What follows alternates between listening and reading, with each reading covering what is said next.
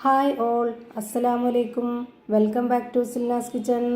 ഇന്നത്തെ recipe variety ആയിട്ടുള്ള ഒരു അടിപൊളി പലഹാരത്തിൻ്റെ റെസിപ്പിയാണ്. കുട്ടികൾക്കും വലിയവർക്കും ഒരുപോലെ ഇഷ്ടമാവുന്ന, നമ്മുടെ വീട്ടിൽ വരുന്ന ഗസ്റ്റുകൾക്കൊക്കെ കൊടുക്കാൻ പറ്റുന്ന ഒരു അടിപൊളി ടേസ്റ്റി ആയിട്ടുള്ള നല്ലൊരു പലഹാരത്തിൻ്റെ റെസിപ്പിയാണ്.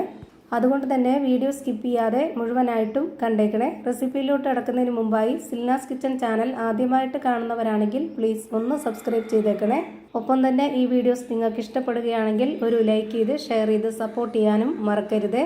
ഇനി നമുക്ക് ഇതെങ്ങനെയാണ് തയ്യാറാക്കുന്നതെന്ന് നോക്കാം.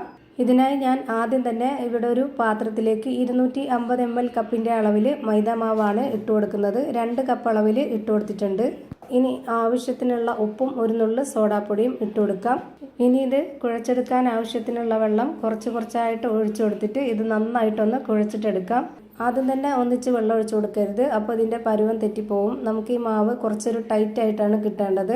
ചപ്പാത്തി കോലൊക്കെ വെച്ചിട്ടൊന്ന് പരത്തിയെടുക്കാനുള്ളതാണ്. അപ്പോൾ അതിനനുസരിച്ചുള്ള വെള്ളമേ ഒഴിച്ചു കൊടുക്കാവുള്ളൂ.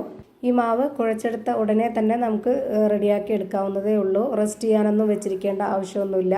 ഞാനിപ്പോൾ ഇതിൽ എണ്ണയൊന്നും ഒഴിച്ചു കൊടുക്കാതെ നന്നായിട്ട് കുഴച്ചിട്ടെടുത്തിട്ടുണ്ട്. ഇനി ഇത് ഇവിടെ ഇരിക്കട്ടെ.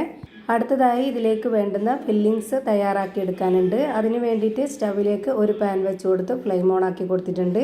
ഇനി ഇതിലേക്ക് 2 സ്പൂൺ അളവിൽ നെയ്യ് ഒഴിച്ചു കൊടുക്കാം. നെയ്യ് ഒന്ന് ചൂടായി വരുമ്പോഴത്തേക്ക് ഇതിലേക്ക് ഇട്ട് കൊടുക്കേണ്ടത് തേങ്ങ ചിരകിയതാണ്. തേങ്ങ ചിരകിയതിന് ശേഷം ഞാനൊന്ന് മിക്സിയുടെ ചെറിയ ജാറിലിട്ടിട്ട് ക്രഷ് ചെയ്തെടുത്തിട്ടുണ്ട്. 250 ml കപ്പിൻ്റെ അളവിൽ 1 കപ്പ് നിറയെ ഇട്ട് കൊടുത്തിട്ടുണ്ട്. ഇനി ഇതിലേക്ക് നല്ലൊരു മണത്തിന് വേണ്ടി 2 ഏലക്ക തല്ലിയതും ഇട്ട് കൊടുക്കാം. ഈ തേങ്ങയും ഏലക്കയും ഈ ഒരു നെയ്യിൽ ചെറുതായിട്ടൊന്ന് ചൂടാക്കി എടുക്കാം. അപ്പോൾ നല്ലൊരു മണവും അതിന് നല്ലൊരു ടേസ്റ്റൊക്കെ ആയിരിക്കും. ഒരു അര മിനിറ്റോളം നമ്മൾ ഈ ഒരു തേങ്ങയും നെയ്യും ഏലക്കയായിട്ട് ഇതുപോലെ ഒന്ന് ചൂടാക്കി എടുത്തതിന് ശേഷം അതിലേക്ക് ഇനി ഇട്ട് കൊടുക്കേണ്ടത് അവിലാണ്. 250 ml കപ്പിൻ്റെ അളവിൽ 1/4 കപ്പ് അവിലാണ് ഇതിലേക്ക് ഇട്ട് കൊടുത്തിട്ടുള്ളത്. ഇതൊരു മധുരത്തിൻ്റെ പലഹാരമായതുകൊണ്ട് തന്നെ നമുക്കിതിലേക്ക് ഇനി പഞ്ചസാര ഇട്ട് കൊടുക്കാം.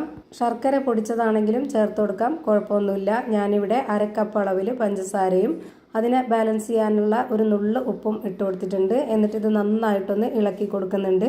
ഇനി ഈ പഞ്ചസാരയൊക്കെ ഒന്ന് അലിഞ്ഞ് നമ്മുടെ അവലുമായിട്ട് തേങ്ങയായിട്ടൊക്കെ നന്നായിട്ടൊന്ന് അലിഞ്ഞ് വരുന്ന ആ ഒരു സമയം വരേക്കും നമുക്കിതുപോലെ ഇളക്കി കൊടുത്തുകൊണ്ടിരിക്കാം. ഇപ്പോൾ ഈ ഒരു കൂട്ട് നല്ല ഒട്ടുന്ന ഒരു പരുവം വരെ ആയിട്ടുണ്ട്. ഇനി നമുക്കിതിൻ്റെ ഫ്ലെയിം ഓഫ് ചെയ്ത് കൊടുക്കാം. ഇനി നമ്മൾ നേരത്തെ റെഡിയാക്കി വെച്ച ആ ഒരു മാവുണ്ടല്ലോ, അതൊന്നും കൂടി ഒന്ന് റെഡിയാക്കി എടുക്കുന്നുണ്ട്. നേരത്തെ റെഡിയാക്കി വെച്ച മാവിൽ ഒട്ടും തന്നെ എണ്ണ ചേർത്ത് കൊടുക്കാത്തതായതുകൊണ്ട് കുറച്ചൊന്ന് ഡ്രൈ ആയിട്ടുണ്ടാവും. അപ്പോൾ അതിനൊന്ന് നമ്മൾ ഒന്നുകൂടെ ഒന്ന് കുഴച്ചിട്ടെടുക്കുക, അത്രയേ ഉള്ളൂ. ഇപ്പോൾ നന്നായിട്ട് ഈ മാവ് റെഡിയാക്കി എടുത്തിട്ടുണ്ട്. ഇനി നമുക്ക് ഇതിൽ നിന്ന് കുറച്ചായിട്ട് എടുത്ത് ബോൾസ് ആക്കി എടുക്കാം. ഞാനിപ്പോൾ കുറച്ച് അത്യാവശ്യം വലിപ്പമുള്ള ബോൾസ് ആക്കിയിട്ടാണ് റെഡിയാക്കി എടുക്കുന്നത്. ഓരോരുത്തർക്കും എത്ര വലിപ്പത്തിലാണോ വേണ്ടത് അതിനനുസരിച്ച് റെഡിയാക്കി എടുക്കാവുന്നതാണ്. ഞാനിപ്പോൾ ഇതേപോലുള്ള വലിപ്പത്തിൽ ഒരു 6 ബോൾസ് ആക്കി എടുത്തിട്ടുണ്ട്. ഒരുപാട് ബോൾസ് ചെറുതാക്കി എടുത്തു കഴിഞ്ഞാൽ നമുക്കിതിലേക്ക് ഫില്ലിങ്സ് ഒക്കെ വെച്ച് കൊടുക്കുന്ന സമയത്ത് അത് പൊട്ടിപ്പോവാനായിട്ട് സാധ്യതയുണ്ട്. അതുകൊണ്ടാണ് ഞാനിത് ഈ ഒരു വലിപ്പത്തിൽ റെഡിയാക്കി എടുത്തിട്ടുള്ളത്.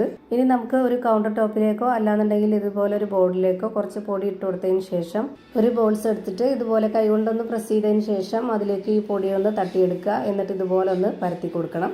ഒരുപാട് നൈസാക്കി പരത്താതെ ചെറുതായിട്ടൊന്ന് വട്ടത്തിൽ ഇതുപോലെ കട്ടിയായിട്ടൊന്ന് പരത്തിയെടുക്കുക.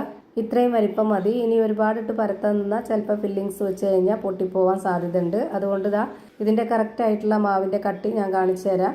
ഇത്രയും തന്നെയാണ്. ഇനി ഇതിലേക്ക് നമ്മൾ നേരത്തെ റെഡിയാക്കി വെച്ചിട്ടുള്ള ആ ഒരു ഫില്ലിങ്സ് വെച്ച് കൊടുക്കാം. എന്നിട്ട് ഈ മാവിൻ്റെ ഒരറ്റത്ത് നിന്ന് ഇതുപോലെ ഒന്ന് മടക്കി അതിനെ ഒന്ന് ഒതുക്കിയെടുക്കണം. ഒരുപാട് ബുദ്ധിമുട്ടൊന്നുമില്ല, വളരെ പെട്ടെന്ന് തന്നെ ചെയ്തെടുക്കാവുന്നതാണ്. എന്നിട്ട് നമ്മൾ ആ ഒരു ഒതുക്കിയെടുത്ത ഭാഗത്തിന് കുറച്ചൊരു പൊടി ഇട്ട് കൊടുത്തതിന് ശേഷം അതിൻ്റെ ആ ഒരു മുകൾ ഭാഗം വെച്ചിട്ട് തന്നെ ഒന്ന് പരത്തിയെടുക്കുക. ഒരുപാട് ഇട്ട് പരത്തരുത്, വളരെ കുറച്ച് മാത്രം പരത്താവുള്ളൂ. ഇപ്പോൾ കണ്ടില്ലേ, ഈ ഒരു ഷേപ്പിലാണ് ഞാൻ റെഡിയാക്കി എടുത്തിട്ടുള്ളത്. ഇതേപോലെ തന്നെ നമുക്ക് എല്ലാം ചെയ്തിട്ടെടുക്കണം. ഇനിയിപ്പോൾ ഇതേപോലെ തന്നെ നമുക്ക് എല്ലാം ചെയ്തിട്ടെടുക്കാവുന്നതാണ്. ഭയങ്കര സിമ്പിളാണ്.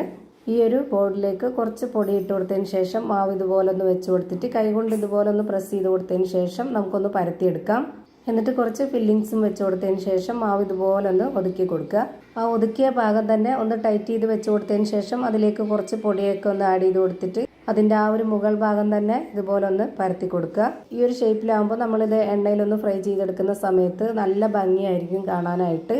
ഞാനിപ്പോൾ ഇവിടെ ഇതേപോലെ തന്നെ 6 ബോൾസും റെഡിയാക്കി എടുത്തിട്ടുണ്ട്. ഇനി ഒരു പാൻ സ്റ്റൗവിലേക്ക് വെച്ച് കൊടുത്തതിന് ശേഷം ഫ്ലെയിം ഓൺ ആക്കി കൊടുത്ത് അതിലേക്ക് കുറച്ച് ഓയിൽ ഒഴിച്ചു കൊടുത്തതിന് ശേഷം ഓയിലൊന്ന് നന്നായിട്ട് ചൂടായിട്ട് വരുമ്പോൾ ഒരു മീഡിയം ഫ്ലെയിമിലേക്ക് മാറ്റി കൊടുത്തതിന് ശേഷം ഇതിലേക്ക് ഓരോന്നായിട്ട് ഇട്ട് കൊടുക്കാം.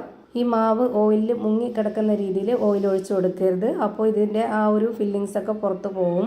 അതുകൊണ്ട് ഇതുപോലെ ഒരു സൈഡ് മാത്രം മുങ്ങി കിടക്കുന്ന രീതിയിൽ ഓയിൽ ഒഴിച്ചു കൊടുക്കുക. എന്നിട്ട് ഇത് ഫ്രൈ ചെയ്തെടുക്കുക. പിന്നെ ഇതിൻ്റെ ഫ്ലെയിം ഒരുപാട് കൂട്ടി വെക്കരുത്. അപ്പോൾ ഇത് പെട്ടെന്ന് കരിഞ്ഞു പോകും. പുറം ഭാഗം അകം വേവുകയില്ല. അപ്പോൾ ഇതിൻ്റെ ഒരു ഭാഗം വെന്ത് കിട്ടിയിട്ടുണ്ട്. ഇനി ഞാനിതൊന്ന് തിരിച്ചിട്ട് കൊടുക്കുന്നുണ്ട്. മീഡിയം ഫ്ലെയിമിൽ ഇട്ട് കൊടുത്തിട്ട് ഫ്രൈ ചെയ്താൽ മാത്രമേ ഇതിൻ്റെ അകവും പുറമൊക്കെ ഒരുപോലെ നന്നായിട്ട് വെന്ത് കിട്ടുള്ളൂ.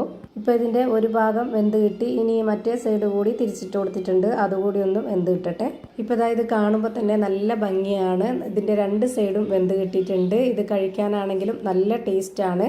നമ്മുടെ വീട്ടിലേക്ക് വരുന്ന ഗസ്റ്റുകൾക്ക് വെച്ച് കൊടുക്കാനാണെന്നുണ്ടെങ്കിലും കുട്ടികൾക്കൊക്കെ ആണെങ്കിലും ഇതുപോലെയൊക്കെ കാണുമ്പോൾ കഴിക്കാൻ തോന്നും. അപ്പോൾ എന്തായാലും നിങ്ങളും ഇതുപോലെ ഒന്ന് ട്രൈ ചെയ്ത് നോക്കുക. ഇതേപോലെ തന്നെ ഞാനിവിടെ എല്ലാം ഫ്രൈ ചെയ്ത് മാറ്റിയിട്ടുണ്ട്.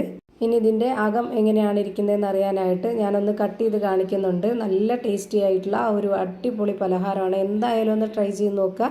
എല്ലാവർക്കും ഇഷ്ടമാവും. അപ്പോൾ ഇത്രയേ ഉള്ളൂ ഇന്നത്തെ വീഡിയോ ഇഷ്ടമായാൽ ലൈക്ക് ചെയ്യാനും കമൻറ്റ് ചെയ്യാനും ഷെയർ ചെയ്യാനും മറക്കരുത്. അതുപോലെ തന്നെ ഞാനിടുന്ന പുതിയ വീഡിയോസ് നോട്ടിഫിക്കേഷനായിട്ട് കിട്ടുന്നതിന് വേണ്ടി സബ്സ്ക്രൈബ് ചെയ്ത് ബെല്ലൈക്കൺ അമർത്തി അതിൽ ഓൾ എന്ന ഓപ്ഷൻ എനേബിൾ ചെയ്ത് കൊടുക്കാനും മറക്കരുത്. പുതിയൊരു വീഡിയോയുമായി വീണ്ടും വരും. Thank you for watching.